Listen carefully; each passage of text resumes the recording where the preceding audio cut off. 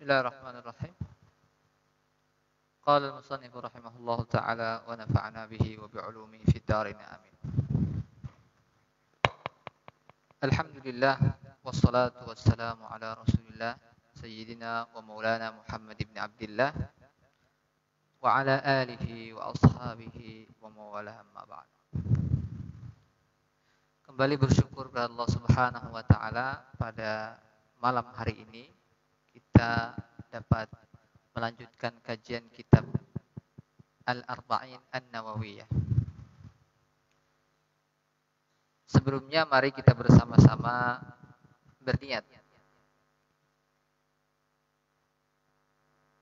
meluruskan niat kita bahwa yang kita lakukan ini adalah karena Allah Subhanahu wa taala. Bahwa menuntut ilmu ini adalah keniscayaan dan kewajiban dan merupakan perintah Allah Subhanahu wa taala. Dan tentunya kita berharap dengan keberkahan, dengan sebab menuntut ilmu ini kita diberikan hidayah, diberikan petunjuk oleh Allah Subhanahu wa taala. Memasuki hadis yang pertama dari kitab Arba'in An-Nawawiyah, al-haditsul awal, innamal a'malu binniyat. Hadis ini sangat populer ya. Bahkan Al-Imam Asy-Syafi'i menyebutkan hadis ini merupakan sepertiga agama, thulutsuddin ya.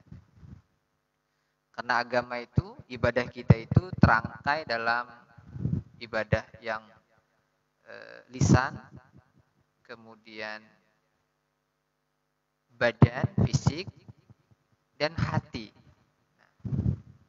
Nah, maka niat ini tempatnya adalah di hati. Mahalluha al-qalbu. Karenanya dia merupakan sepertiga agama. Bahkan para a'immatul hadis, semisal Imam Al-Bukhari, itu memulai hadisnya dengan hadis innamal a'malu binniyat. Demikian juga Imam An-Nawawi dalam kitabnya Al-Arba'in yang sedang kita pelajari, dalam kitab Riyadhus Shalihin dan juga dalam kitab Al-Adhkar, itu memulai hadis dengan hadis innamal a'malu binniyat. Hal ini menunjukkan urgensi dari niat itu sendiri.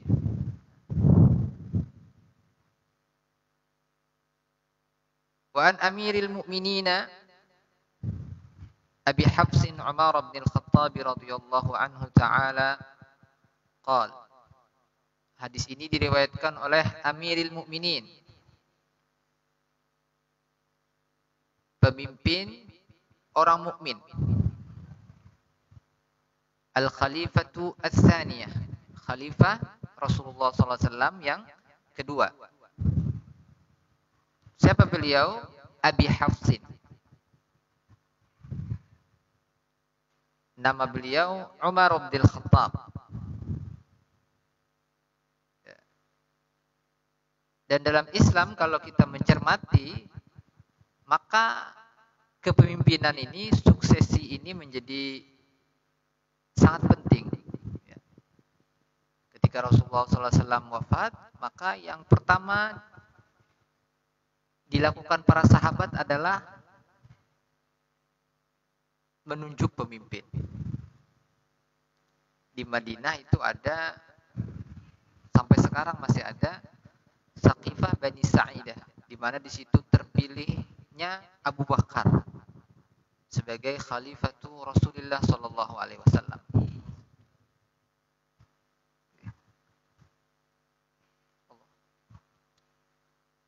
Kemudian setelah Abu Bakar, maka dipilihlah Umar bin Khattab. Dan di zaman Rasulullah SAW, dan ketika Rasulullah SAW menjalankan fungsi ganda. Jadi bukan hanya sebagai pemimpin keagamaan, juga pemimpin politik. Demikian juga Abu Bakar, demikian juga Umar, Utsman, Ali, dan selanjutnya. Bahkan dalam fikih itu, ketika memilih imam salat ini, maka ada urut-urutan. Siapa yang jadi imam itu? Urut-urutan yang prioritas jadi imam. Maka yang pertama adalah, mohon maaf, kalau di pasar ini maka yang prioritas jadi imam itu adalah, mohon maaf, Bapak Bupati. Kita doakan semoga beliau diberikan kesehatan oleh Allah Subhanahu wa taala dan kesembuhan. Itu sudah diatur dalam fikih, ya. Dan kecenderungan kita mengkaji fikih itu hanya sebatas fikih sempatnya mungkin ya, fikih ibadah saja. Padahal setelah fikih ibadah itu ada fikih muamalah, ya, kajian tentang interaksi, jual beli, transaksi, dan lain sebagainya. Ada fikih jinayah tentang tindak kriminal, ada siasah, politik. Nah, artinya antara Islam dan politik itu tidak bisa dipisahkan. Kalau kita melihat, nah bahkan nanti imam itu aturannya detil. Tadi yang pertama adalah pemimpin. Ya, terus kalau sama-sama terus, alim sama-sama alim terus sampai ada belasan kategori di situ, maka yang paling terakhir adalah siapa yang paling ganteng di antara misalnya ada dua pilihan. Kalau sama juga, maka yang penampilannya lebih menarik. Nah, ini hal sederhana yang sebenarnya menunjukkan Islam itu sangat kompleks gitu. Kembali ke hadis ini, Abi Habsin Umar bin Khattab radhiyallahu anhu taala qala, dan di zaman Umar inilah perluasan Islam di kala itu sangat pesat ya. Bahkan banyak pembaharuan yang dilakukan oleh Sayyidina Umar radhiyallahu an. Di antaranya ada sudah administrasi kantor, kemudian juga ada tentara yang profesional, ya, artinya yang mendapat gaji. Ya. Jadi sebenarnya ada hal yang sekarang mulai terpisahkan, ada dikotomi ya, antara agama yang kemudian menjadi wilayah privat dan antara yang bukan agama yang kemudian menjadi bukan garapan agama. Padahal dalam Islam itu adalah semua diatur gitu sedemikian rupa.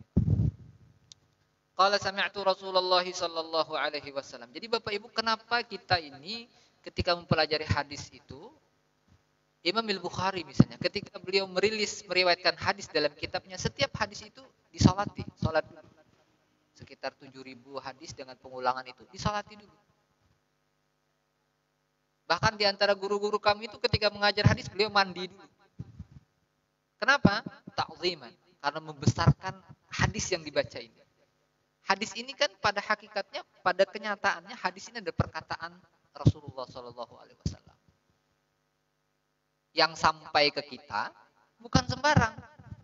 Ini bukan berita bohong, tetapi berita yang validitas, kesahihannya itu tidak bisa diragukan lagi. Baik yang mentransfer orang-orangnya, demikian juga kontennya. Bahkan nanti kita lihat hadis yang kita baca ini adalah hadis yang diriwayatkan oleh Imam Al-Bukhari dan Imam Muslim. Nah, dalam kajian ilmu hadis, maka hadis yang diriwayatkan oleh Imam Bukhari dan Muslim ini diistilahkan muttafaqun alaih, hadis yang muttafaq alaih. Dan ini adalah berita yang paling sahih setelah Al-Quran, yang ketika diriwayatkan oleh Imam Bukhari dan Muslim, as-sahhul hadis. Nah, maka kita bersyukur, dan ketika maka kita bayangkan bahwasanya saat ini kita sedang mendengari sabda Nabi SAW. Maka ulama-ulama itu mereka saat menjaga keadaban, etika dalam meriwayatkan hadis, dalam membaca hadis. Qala sallallahu alaihi wasallam, Nabi sallallahu alaihi wasallam, sami'tu, siapa nih? Sayyidina Umar. Sami'tu Rasulullah sallallahu alaihi wasallam yaqul. Jadi Sayyidina Umar mendengar Rasulullah sallallahu alaihi wasallam bersabda. Apa bunyi sabda beliau? Dan hadis ini populer sekali, innamal a'malu binniyat. Dalam kajian bahasa, innama ini namanya adatu hasrin. Jadi fungsinya dia menegaskan kata sesudahnya dan menafikan yang lain. Apa mak? Jadi tidak bisa kita sekedar belajar terjemahnya. Misalnya, iyyaka na'budu wa iyyaka nasta'in, ini juga uslub gaya bahasa dalam balaghah qasar. Qasar itu sama, penghinggaan. Hanya kepada Allah. Di mana dapat kata hanya ini? Padahal nggak ada. Kalau hanya itu kan bahasa Arabnya faqat. Nggak ada kata misalnya faqat na'buduka, nggak ada. Di mana mendapatkan kata hanya? Itu ketika objeknya didahulukan. Iyyaka na'budu, asal katanya na'buduka wa nasta'inuka. Tetapi ketika objeknya iyyaka na'budu wa iyyaka nasta'in, maka dalam balaghah nanti disebut qasar. Demikian juga ini kata innama. Jadi innamal a'malu binniyat, kalau artinya amal itu bentuk jamak. Bentuk jamak plural dari amal. Amalun, amalani, a'mal. Artinya kalau kita biasanya memaknai amal ini cenderung sempit. Amal ini bertasbih, amal ini di masjid, amal ini di sajadah, amal ini baca Quran. Amal ini kan bahasa Arab artinya pekerjaan, aktivitas. Jadi maksudnya, dan ketika jamak maka pekerjaan itu atau pekerjaan-pekerjaan itu, aktivitas-aktivitas itu binniyat, sangat tergantung dengan niat. Maksudnya yang dikategorikan sebagai perbuatan itu harus ada niatnya. Selain itu dia tidak dimasukkan, tidak termasuk dalam amal yang dinilai di sisi Allah. Kelihatannya agak ribet. Jadi waktu kecil, waktu antara SMP SMA, antara 92 sampai 99, ulun di Banjarbaru, di Alpalah, kemudian di Martapura. Nah, di situ ingat sampai sekarang masih ingat. Jadi guru sekumpul tuh ketika membahas innamal a'malu binniyat itu dengan bahasa Banjar, dia bilang nyawa nangai lamun hendak bagagawi beniat. Nyawa tuh pen nyawa. Ya, Anda kalau ada nyawa mati unda. Nah, itu. Nyawa tuh kamu. Kalau mau bagagawi, mau bekerja itu beniat. Waktu itu kan bingung juga, mau nikah beniat, mau apapun beniat. Nah, apa maksudnya? Agar amal kita itu, pekerjaan kita itu, apapun itu bernilai di sisi Allah, itu harus ada niatnya. Dan sebenarnya ibadah kita itu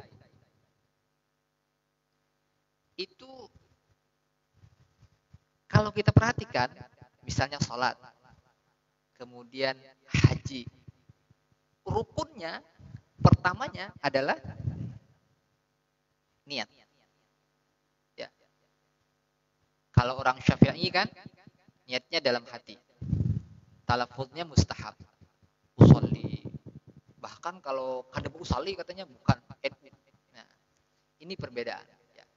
Apa maksudnya? Niat itu secara istilah, secara bahasa al-qasdu. Sengaja atau bermaksud, ada tujuan. Kalau bahasa, karena kebetulan dulu tesis ulun terkait dengan fungsi-fungsi manajemen dalam kitab Sahih Bukhari dan Muslim, maka ketika mencermati niat ini, arti bahasa Indonesianya dalam kamus besar bahasa Indonesia itu rencana secara bahasa. Secara istilah niat ini qasdu syai'i muqtarinan bi fi'lihi. Bermaksud melakukan sesuatu berbarengan dengan pekerjaannya. Salat kita usolli fardha itu sunnah ya talaffuznya. Tetapi dalam hatinya, dalam hati ya, sengaja aku salat isya 4 rakaat mulai Allah sampai barnya, masukkan niatnya. Sebenarnya ibadah-ibadah itu diharapkan bisa menginspirasi kegiatan kita, aktivitas kita. Dan ini perlu pengetahuan yang cukup agar kita bisa melaksanakan ibadah ini, tujuan ibadah itu bisa dicapai. Terkait sholat misalnya, ya, saya pernah ditanya ketika itu berhaji, ya, tahun antara 2001 atau 2002. Ketika itu ada mahasiswi dari Jepang, orang Indonesia tapi dia juga berhaji, kuliah di Jepang. Dia bertanya sederhana, Ustadz, saya punya adik ini setelah SMA-nya di Australia. Pokoknya setelah pulang ke Jakarta, disuruh sholat, itu nanya, untuk apa sholat itu? Eyang. Nah, waktu itu kita sekenanya aja menjawab, pokoknya kalau ada sholat masuk neraka, gitu aja sudah jawabannya. Nah ini karena kita bahkan akhirnya itu menggelitik, pertanyaan itu menggelitik. Kita mungkin nggak pernah menanyakan, karena ya sembahyang, pokoknya sembahyang aja. Yang kita perlukan adalah ilmu tentang sembahyang. Bahkan ujian nasional, ujian akhirat, itu pertanyaannya, tak bocorkan ya. Pertanyaan pertamanya itu sembahyang. Awwalu ma yuhasabu bil 'abdu yaumal qiyamah as-shalah. Sembahyang dulu yang ditanya. Kalau sudah beres yang lain. Nah, kadang untuk ujian nasional mati-matian kita bagaimana supaya anak didik kita ini lulus. Nah, perlu kita pikirkan bagaimana untuk ujian akhirat ini lulus juga. Nah, jadi ini kembali kepada niat tadi, menyengaja bermaksud melaksanakan sesuatu berbarengan dengan pekerjaannya. Jadi salat tadi hendaknya menginspirasi kegiatan lain. Makanya ada salat subuh. Subuh semangat kita bekerja sampai zuhur ini macam-macam nih. Jeda fase antara subuh dan zuhur ini macam-macam. Kadang kita dihadap dan hidup ini masalah. Nah, nggak kawin masalah. Kawin yang nggak masalah itu cuma pegadaian. Menyelesaikan masalah dengan masalah itu. Tapi kadang kita coba, saya dulu pengen kawin. Dalam hati Pak Haji, setelah kawin ini masalah selesai. Sebulan masalah baru muncul. Istri hamil 3 bulan pertama, mabuk. Akhirnya kita yang masak. Istri yang hamil pun, kalau sudah, mohon maaf, sudah melahirkan nih, selesai masalah. Selesai kah? Enggak. Masalah itu terus dan terus. Tugas kita tuh hanya menyikapi masalah. Tabarakalladzi biyadihil mulku wa huwa ala kulli syai'in qadir alladzi khalaqal mauta wal hayata. Kehidupan dan kematian untuk apa? Liyabluwakum. Untuk menguji kita. Ayyukum ahsanu amala. Siapa yang bisa menyikapi masalah ini dengan baik? Kuncinya kemarin 2 saja, sabar dan syukur. Ada orang yang masuk surga karena sabar dan syukur. Suami istri ini. Yang suami ini mukanya jelek banget ya. Yang istri cantik banget. Apa nih pekerjaan? Jadi jangan kita mengecilkan ibadah itu. Ibadah itu sabar itu ibadah. Syukur itu ibadah. Nah, tadi 2 orang ini masuk surga. Suami yang buruk rupa sama istri yang cantik jelita ini masuk surga. Kenapa? Yang suami amalannya apa? Syukur. Yang istri amalannya apa? Sabar. Masuk surga dua-duanya. Jadi ketika ini dilakukan maka masalah itu akan jadi hidup dengan beragama itu adalah hidup yang membuat kita nyaman, indah sebenarnya. Ya. Nah, kembali kepada niat tadi bahwasanya setiap yang kita lakukan tuh harus kita niat. Bahkan apapun agar itu bernilai. Ulama-ulama dulu makanya berbeda orang alim dengan orang tidak alim itu beda. Ada orang yang abid, ahli ibadah. Dengan orang alim itu beda kata Nabi, jauh. Kenapa? Karena mereka kelihatannya bekerja sedikit. Kelihatannya. Tapi misalnya ya, mereka menyebut misalnya mereka ini tujarun niat, investor niat. Misalnya kita dalam kegiatan ini. Apa niatnya? Mau ketemu Pak Haji misalnya. Sampai di situ saja. Berarti apa yang tujuan kita ke ruangan ini apa? Ketemu Pak Haji. mau ngambil duit misalnya Pak Haji. Sampai di situ saja, berarti niat. Nah, makanya dari rumah itu kita harus benar-benar merencanakan apa yang kita lakukan. Dan terkait dengan manajemen, Islam itu duluan. Karena ketika gagal merencanakan, itu sama dengannya berarti merencanakan kegagalan. Jadi orang Islam tuh berhitung dia secara matematik. Apa sih keuntungannya? Tetapi dia akhirat oriented. Wa fi dzalika falyatanafasil mutanafisun. Mereka nih berkompetisi dalam bidang apa? Dalam meraih surga. Gitu. Akhirat oriented. Oh, kalau aku kesini nih jadi apa?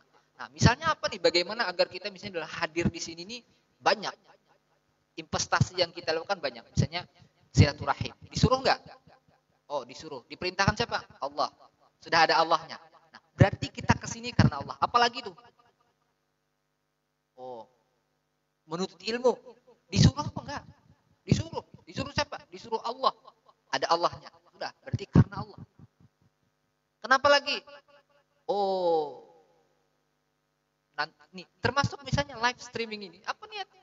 Oh, ini saya menyebarkan ilmu. Karena mohon maaf, di Mesir itu ketika ulun 2017 ke sana, hampir semua pengajian itu live streaming. Mau banyak, mau sedikit orangnya. Kenapa? Semangat. Karena ketika tidak dipenuhi media sosial ini, ketika tidak dipenuhi dengan kebaikan, maka yang masuk ini keburukan semua. Minimal kita mengimbangi. Mau ada like-nya, mau ada subscribe-nya, mau itu nggak mikir itu. Jadi kita niatkan apa? Syiar. Kita niatkan apa? Bagaimana orang, mohon maaf, satu saja kemarin, la an yahdiyallahu bika rajulan wahidan khairun laka min humurin na'am. Satu saja yang terhidayahi, oh gara-gara menonton live streaming ini di rumah kita nggak tahu orangnya. Kita kadang nggak tahu tuh orang nge-like, kadang mereka nggak nge-like. Mereka nonton, akhirnya oh mereka terhidayahi gara-gara kita, itu khairun laka. Nanti jangan heran ketika wah kok ada transferan pahala masuk. Di mana ini? Nggak tahu siapa. Oh, ternyata kita menjadi sebab hidayah. Yang kita. Jadi kita berdoa, maka rahmat wa rahmati wasi'at kulla syai'. Disitulah rahmat Allah sangat melimpah. Ya.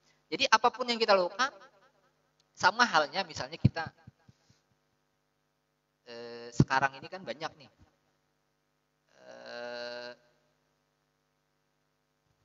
Ada hal-hal yang kadang kita menganggap itu bukan ibadah. Misalnya membantu istri. Nabi itu membantu istri di rumah. Istri ke pasar. Ngapain? Niatnya apa? Membantu kaum muslimin aja berpahala, membantu istri. Apalagi, oh menyenangkan hati. Diperintah apa tidak? Diperintah. Membawakan barang dagangan. Ya, ketika ke pasar, menyenangkan hati itu kan semuanya ibadah. Bahkan jangan salah, kadang kita, misalnya nih, urut-urutan tuh kadang tertukar. Makanya perlu pikir prioritas. Misalnya kita salat sunnah. Salat sunnah, kemudian kita dipanggil oleh orang tua kita. Seakan-akan kita lagi beribadah. Bukan seakan-akan kita lagi beribadah. Salat sunnah. Tetapi orang tua kita manggil. Nah, apa yang kita lakukan saat itu? Yang mana ini? Nah, ini tergantung keilmuan kita. Dan ini terjadi ketika kisah Juraij. Ya. Apa nih? Oh, kita harus membatalkan salat kita. Karena mengiyakan panggilan orang tua hukumnya wajib. Ketika kita salat sunat, maka kita nah, kita nih apa niatnya kita membatalkan? Karena menjunjung tinggi perintah. Perintah siapa? Perintah Allah. Nah, ini pentingnya niat itu harus dengan ilmu juga, ya. Wa innama likulli imri'in ma nawa. Dan bagi seseorang tuh sekedar niatnya apa yang dia niatkan. Berapa? Niat sini apa saja? Oh, niat ini menuntut ilmu, diperintah. Niat ini bersilaturahmi, diperintah. Berapa?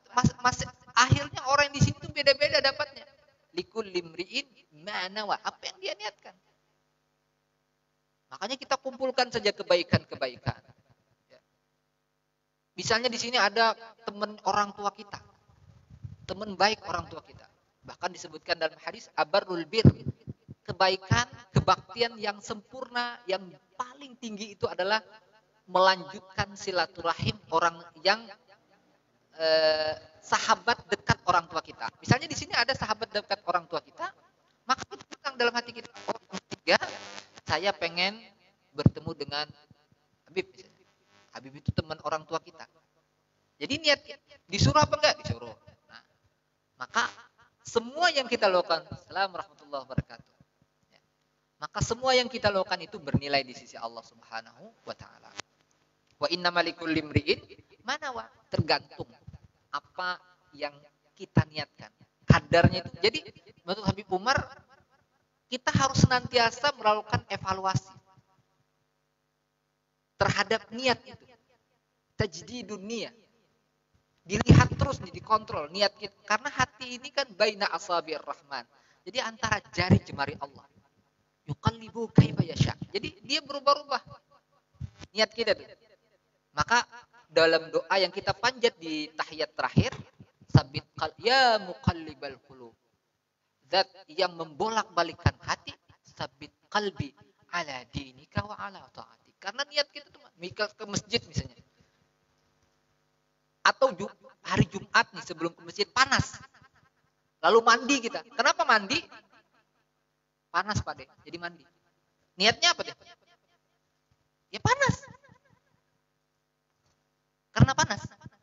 Kenapa mandi? Oh sunnah Jumat ini mandi. Disuruh apa? Disuruh. Siapa nyuruh? Allah. Lewat Rasulullah. Mandi. Dua-duanya dapat. Panasnya hilang. Mandi sunnahnya dapat. Jadi kita tuh orientasinya Allah gitu. Ya. Wa innamal likulli imri'in ma nawa, tergantungnya. Faman kanat hijratuhu ilallahi wa rasulih. Hijrah ini. Hijrah. Fa hijratuhu ilallahi wa rasulih. Siapa saja hijrah ini berpindah ya. Hijrah ini kalau dalam konteks hadisnya adalah hijrah dari Mekah ke Madinah. Kalau lebih luas, hijrah itu adalah wal muhajiru man hajara ma nahallahu an. Orang yang hijrah itu berarti dia berhijrah dari komitmen untuk melakukan aturan Allah Subhanahu wa taala. Meninggalkan larangan.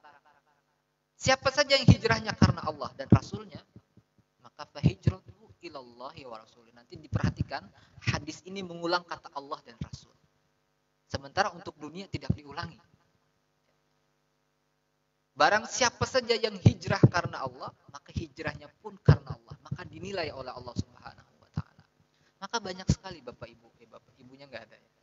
Dirahmati Allah Subhanahu wa taala. Dalam kitab Ta'lim Muta'alim sederhana, Ta'lim Muta'alim. Pengajaran para pelajar tariqat ta'allum. Bagaimana metode belajar?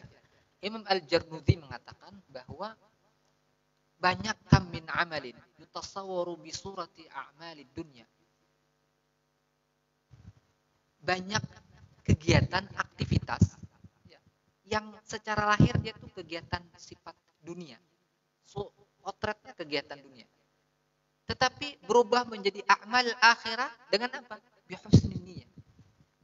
Misalnya minum, makan. Itu dunia semua. Bahkan kata Habib Ali Al-Jufri, banyak sekali ibadah kita tuh yang menyenangkan kita.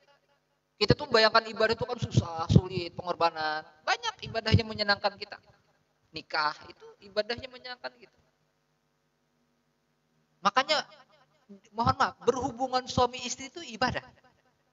Bahkan menurut riwayat wallahu alam membunuh Yahudi. Berapa puluh Yahudi, riwayat wallahu alam. Bisa dipahami ya riwayat wallahu alam ini. Ala kulli hal ibadah itu iya. Karena Nabi bilang wa fi bu'i ahadikum sadaqah. Ketika berhubungan suami istri itu sedekah. Gimana membuat dia menjadi ibadah? Niat tadi. Ini kelihatannya kan, apa niatnya? Oh, saya pengen memberikan hak istri. Disuruh kada? Disuruh. Kemudian mudah-mudahan mendapat zuriat yang salehah, yang nanti membela agama. Disuruh? Disuruh. Jadi maka seorang mukmin itu hidupnya itu diatur. Diatur dan teratur gitu. Termanage dengan baik. Dia tidak gerasak-gerusuk gitu. Mau ibaratnya begini nih, orang misalnya kan lapor dulu. Lapor, upacara, lanjutkan. Tidak dilanjutkan. Gimana? Di hati ini. Makanya hati ini apabila baik, akan baik semuanya. Bila buruk, error semuanya. Ala inna fil jasadi mudghah. Idza saluhat saluhal jasadu kullu. Apabila baik hati ini, maka semua akan baik. Karena mengatur. Tangan mau melakukan, pikiran, mata, semua akan diatur. Tapi wa idza fasadat fasadal jasadu kullu. Dan hati-hati Bapak Ibu, ketika kita melakukan maksiat, satu khati'ah, makanya perlu istighfar. Ketika melakukan satu kesalahan, dosa, maka nuktatun sauda. Akan ada titik hitam. Lagi tek, nah apabila maksiat, apa yang terjadi? Keras hati. Bihim.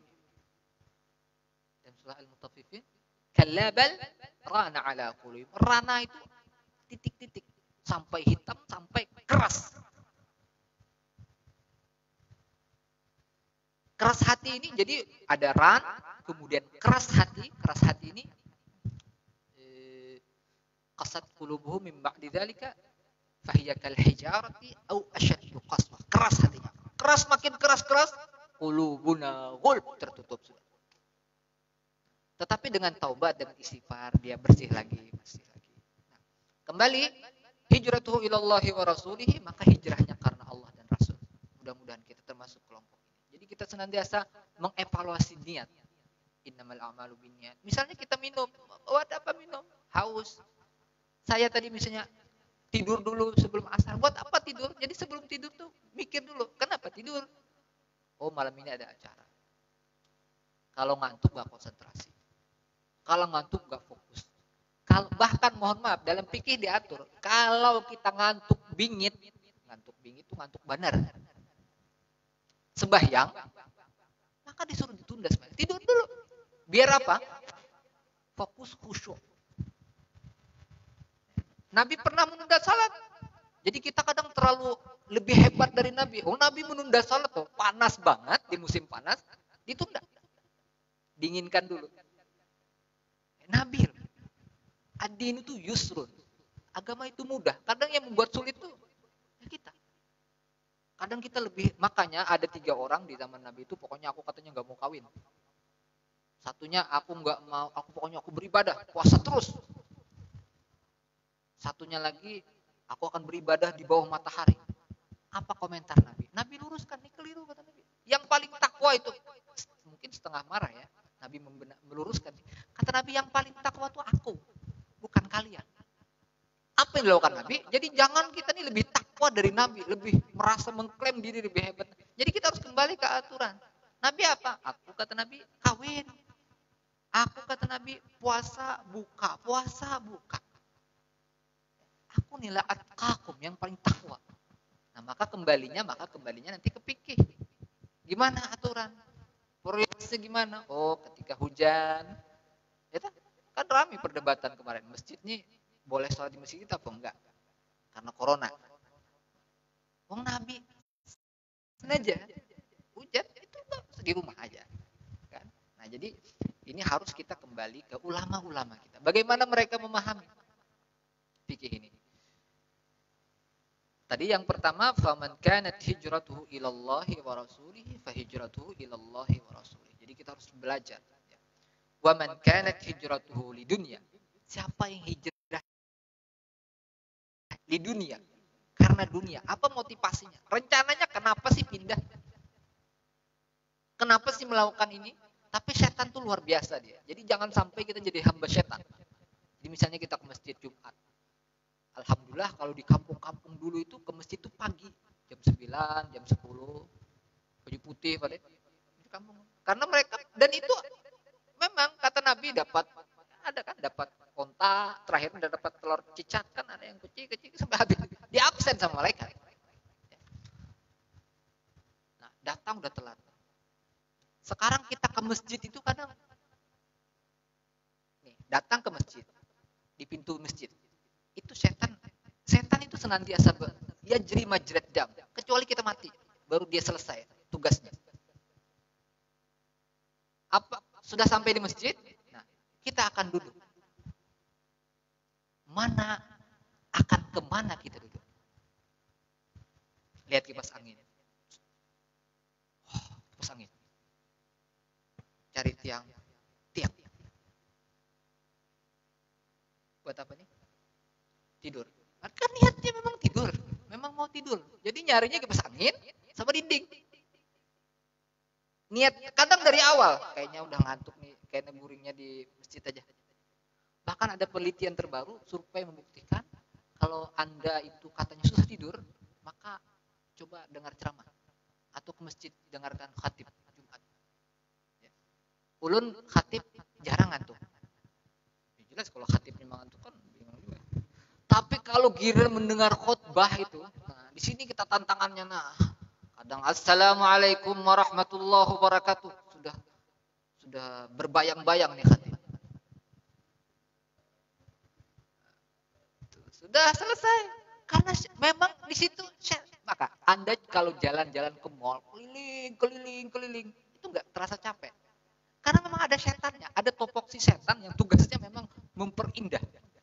Tapi Anda misalnya ya, pengajian begini nih, sebentar aja nih mata. Memang ada mata nih. Jadi kalau kita berkenalan dengan setan, udah kenal, kamu setan.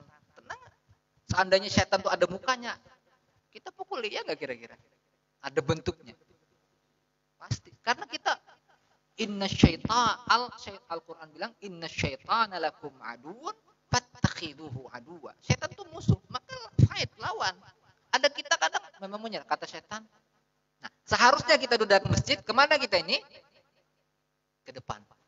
Siapa yang menyuruh ke depan? Kata Nabi SAW, la ta'lamu ummati ma fis safil awal lakanat Qur'an. Seandainya umatku tuh tahu keutamaan saf pertama, itu rebutan. Qur'an itu undian. Biasa kita arisan mau dapat pertama kan? Gimana? Nah, maka ketika kita melangkah ke depan ini, langkah kita nih siapa yang nyuruh? Rasulullah. Allah. Nah ini lillahi ta'ala. Tapi setan gak mau dia. Kata setan, ngapain ke depan? Ke depan tuh orang-orang alim. Kamu di belakang-belakang aja. Apa yang kita lakukan nih? Iya, benar juga ya. Nah, sekarang yang memotivasi kita tuh kita mengiyakan siapa? Makanya kan ilmu hati ini ada ilmunya. Ilmu tasawuf. Maka dalam hadis Jibril nanti ada al-iman, ada al-islam, ada al-ihsan. An-ta'budallaha ka'annaka tarah. Fa in lam takun tarah fa innahu yarak. Coba kita perhatikan. Jarang sekali mohon maaf, teman-teman rekan-rekan artis itu mereka terlihat penampilan mereka kurang baik itu jarang. Pasti performanya mereka nggak mau keluar karena mereka yakin akan disorot kamera ada orang. Kenapa? Karena mereka keyakinan punya dilihat. Bagaimana?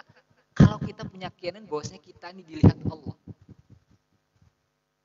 Ada kamera CCTV yang senantiasa memantau kita. Saat ini pun kita yakin di absen. Saat ini nih kita sedang disebut oleh Allah di kelompok-kelompok besar. Dzakarallahu fi man 'indah. Ini kalau kita merasa tidak merasa ini terlalu cepat, berarti mudah-mudahan kita berada di kebun-kebun surga. Kalau kita merasa lama, mudah-mudahan kita belajar. Artinya memang cobaannya begitu. Tapi kalau kita merasa kok cepet banget, mudah-mudahan karena begini Bapak Ibu. Bapak Ibu lagi mohon maaf. Jadi kita ini sudah dicatat oleh Allah.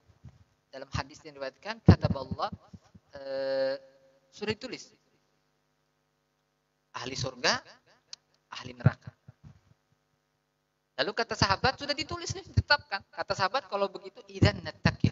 Kalau begitu sudahlah pasrah aja. Karena kalau sudah biar bahimat tumbang-tumbalik bahasa Banjar tuh beribadah, kalau orang ini ahli neraka tetap aja masuk neraka. Sebaliknya kalau maksiat, tetapi nanti ahli surga, ya masuk surga juga. Kata sahabat kalau begitu sudah kita pasrah aja sudah, kalau sebahimat-himat lah. Kata Nabi lah, jangan, bukan itu pemahaman.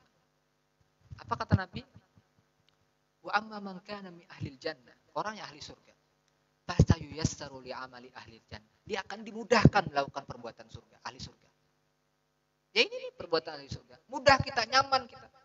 Kita di al-arwahu junudun mujannada. Roh kita ini akan terkumpul dengan orang-orang yang mudah-mudahan kita terkumpul dengan orang saleh. Mudah-mudahan kita tergabung dengan mereka. Makanya kita senang duduk dengan mereka, senang bareng. Bahkan sekelas Imam Syafi'i itu mengatakan, "Uhibbus salihina wa lastu minhum." Sekelas Imam Syafi'i, aku mencintai orang soleh. Soleh, kurang soleh apa Imam Syafi'i? Kurang ilmu apa Imam Syafi'i? Ya apalagi kita. Walastu minhum, aku mencintai orang soleh, kata Imam Syafi'i, sekalipun aku bukan dari kelompok mereka. Uhibbus salihina walastu minhum. Uhibbus salihina walastu minhum. La'alli anala bihim syafa'ah. Berharap aku dapat, sebab mereka mendapat pertolongan. Imam Syafi'i. Ya. Oke. Terakhir, wa man kanat hijratuhu lidunyan yusibuha. Yang asaba yusibu ini artinya kalau kita memanah, asabta itu misalnya kita memanah, kan ada apa namanya? Target. Nah, yusibu itu apabila kita memanah, karena Pak Ade, sini aja. Karena yang di tengahnya itu, maka kita bilang asabta. Kena. Target. Nah, itu asaba yusibu. Bahkan kemudian, asaba yusibu ini derivasinya, perubahan katanya itu musibah. Dalam hadis katakan in asabathu sarra syakar, asabathu darra sabar. Jadi kedua-duanya baik kebaikan maupun keburukan ini musibah. Menarik yang disampaikan Gus Baha. Kan kita banyak berpikir begini. Ya, perempuan itu kalau dia cantik itu mengundang fitnah. Makanya harus dijaga pandangan kita. Dan juga perempuannya. Tapi kata Gus Baha, sebenarnya yang buruk rupa pun, mohon maaf, itu menjadi fitnah. Kalau yang cantik jelas. Kalau yang buruk rupa ini apa fitnahnya? Fitnahnya ya kita ini mau nyawa kayak panci jawa renjing, nah itu kan. Ini fitnah juga. Nah, jadi pada akhirnya dua-duanya ini fitnah, musibah dua-duanya. Jabatan, musibah. Kekayaan, musibah. Makanya nih ulun ini berdoa kaya belum nih, mungkin. Tapi syaratnya satu. Ulun minta kaya, tapi kekayaan ini untuk umat. Jadi kita hisapnya nggak repot-repot. Tapi selama itu belum, nggak usah. Karena merepotkan. Nah, jadi, ini kelamaan ya. Masih bisa ya? Oh, jadi Imam Syafi'i ini punya guru itu Sufyan bin Uyainah. Itu mohon maaf, ekonominya menengah ke bawah. Nah, begitu berguru dengan Imam Malik, ini Imam Malik kaya, duitnya banyak. Lalu Imam Syafi'i setelah selesai belajar, kamu sudah alim alama, sekarang belajar lagi ke Irak. Lupa ulun siapa orang alimnya. Setelah itu Imam Syafi'i dikasih duit oleh Imam Malik. Akhirnya Imam Malik. Jadi kita itu jangan melihat orang tuh berproses. Akhirnya Imam Syafi'i bilang, wah, dari guru-guru sebelumnya belum ada yang guru yang ngasih duit ini. Ya kalau kita nggak punya duit gimana mau ngasih duit ya kan? Kasih duit, kasih emas, berangkat ke Irak. Kemudian belajar dengan guru yang baru ini kaya juga. Jadi kita sebenarnya kalau punya ilmu, makanya kan man qalla ilmuhu katsura iqtiradu. Orang yang sedikit ilmunya itu banyak protes biasanya. Ya. Tapi orang yang banyak ilmunya, ya, punya banyak informasi, maka dia akan berusaha husnudzan, positive thinking. Apa yang terjadi? Ternyata kaya juga nih murid-murid gurunya Imam Syafi'i yang selanjutnya ini. Hitung duit banyak. Imam Syafi'i agak protes. Masa sih ulama kaya gitu. Akhirnya biasanya kita tuh kalau punya guru yang benar-benar guru itu gretek hati itu apa ya? Lintasan hati itu, bersitan hati itu ya Allah nyampaikan akhirnya kenapa kamu kata Imam Guru Imam Syafi'i ini gini, gimana harta ini kalau aku serahkan kepada orang-orang ahli maksiat? Nanti mereka biar beli untuk minum, beli sabu, beli ini, gimana? Jangan Syekh. Jadi sebenarnya Nabi itu mencontohkan. Nabi kaya, pernah Nabi kaya. Nabi miskin pernah. Jadi Nabi itu dalam urusan bersyukur bisa menjadi contoh dan urusan bersabar menjadi contoh. Nah, Imam Syafi'i tadi akhirnya beliau merubah pola pikir beliau, mindset beliau. Tidak ada masalah.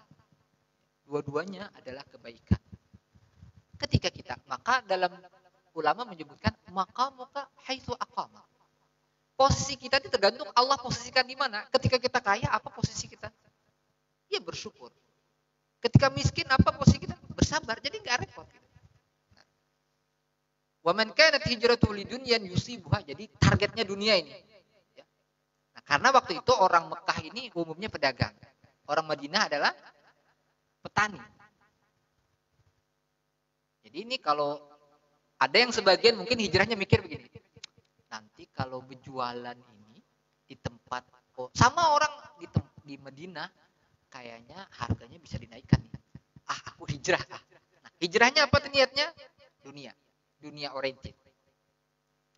Atau orang kadang naik haji, ngapain naik haji? Aku nak berdagang aja. Akhirnya berdagang juga. Nah, yang kemudian awim ra'atin. Jadi permasalahan perempuan ini misalnya dari dulu-dulu rupanya. Awim ra'atin yankihuha. Atau hijrahnya ini kenapa? Limra'atin. Tujuannya apa? Niatnya apa? Mau kawin. Ada cewek yang ditaksir di Madinah. Fayankihuha, yang ingin dia nikahi, fahijratuhu ila ma hajar ilai. Maka hijrahnya tergantung yang dituju. Maka yang pertama dapat dunia, yang kedua dapat perempuan. Allah, wallahu alam, tidak. Dan ini ternyata ketika dilihat dari asbabul wurud hadis ini, ada seorang laki-laki. Perlu kita perhatikan, sahabat tidak menyebutkan namanya. Hanya menyebutkannya dengan apa istilahnya? Alias muhajir Ummu Qais. Orang yang hijrah karena Ummu Qais, perempuan ini disebutkan. Ini apa nih? Kita juga harus menjaga, apalagi sekarang. Jadi mohon maaf, postingan-postingan kita, publish kita itu dipertanggungjawabkan. Kita harus tetap melihat, kalau memang itu mohon maaf aib, maka kita dilarang memposting itu. Sekarang kan nggak lagi, pokoknya yang penting rame. Nah, rame ini apakah rame itu kan boleh, sebatas tidak dilarang. Tetapi ketika itu terkait aib, maka dilarang. Man satara musliman satarahullahu yaumal qiyamah. Orang yang menutupi aib seorang muslim, maka Allah menutupi pada hari kiamat. Jadi kita jangan yang kita posting itu kita pikirkan, yang kita posting itu kita niatkan dulu. Ini untuk apa nih? Oh, posting kegiatan malam ini apa? Mudah-mudahan ada yang hadir. Tidak ada yang hadir tidak masalah. Ya. Imratin yang hijratuhu ila ma hajara ilaih. Jadi apa pelajaran yang bisa kita ambil dari hadis ini? Pertama, kita harus senantiasa melakukan evaluasi terhadap niat. Karena kata Habib Umar bin Hafid, niat itu ternyata ada tingkatan-tingkatan. Keikhlasan itu ada tingkatan-tingkatan. Sama kita naik pesawat, ada bisnis kelas, ada kelas ekonomi. Beda memang. Saya pernah terjebak sekali nggak sengaja bisnis kelas. Dari Jakarta ke waktu dia pokoknya dikasih tiket bisnis kelas. Ternyata memang beda. Makanannya aja beda. Dan yang paling tidak enak tuh bahasanya, bahasa Inggris. Jadi padahal pesawat Arab ini mau bahasa Inggris. Bahasa Inggris nih ya yang dulu kan diingat, yang ini kita tahu kan bahasanya gitu. Datang makanan pertama, ini contoh kalau kita tidak paham itu Pak De susah. Jadi datang pertama makan. Saya lapar waktu itu, sehingga saya makan tuh dedaunan aja. Ternyata habis itu ada makan lagi. Padahal saya pengen I want to sleep, saya pengen tidur gitu. Ternyata itu baru hidangan pembuka.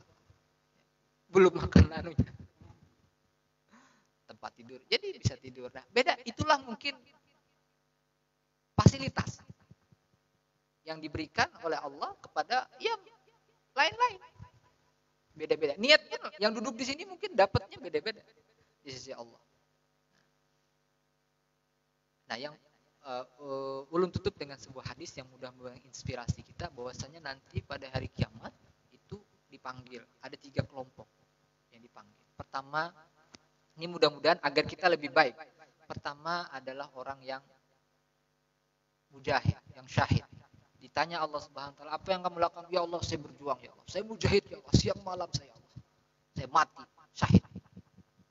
Kata Allah, "Kadzibta." Kamu bohong. Kamu berjuang itu agar disebut sebagai pahlawan. Maka orang ini ikhlas apa tidak? Karena Allah, dan itu sudah kamu dapat. Pahala kamu sudah kamu dapat di dunia. Maka jangan ngambil sama aku. Kemana nih? Neraka. 2, orang kaya. Apa yang kamu lakukan dengan kekayaanmu? Kata Allah. Oh, saya bersedekah ya Allah. Kalau enggak saya, ini grogot ini enggak ada apa-apanya. Masjid itu saya, itu semua saya. Kata Allah, kamu bohong. Kamu bersedekah, berderma, itu agar kamu disebut dermawan. Dan sebutan itu telah kamu dapatkan di dunia. Maka silahkan masuk neraka. Dan yang paling mengerikan ini adalah yang terakhir. Mudah-mudahan kita, Allah melindungi kita semua. Yang terakhir adalah orang alim. Datang.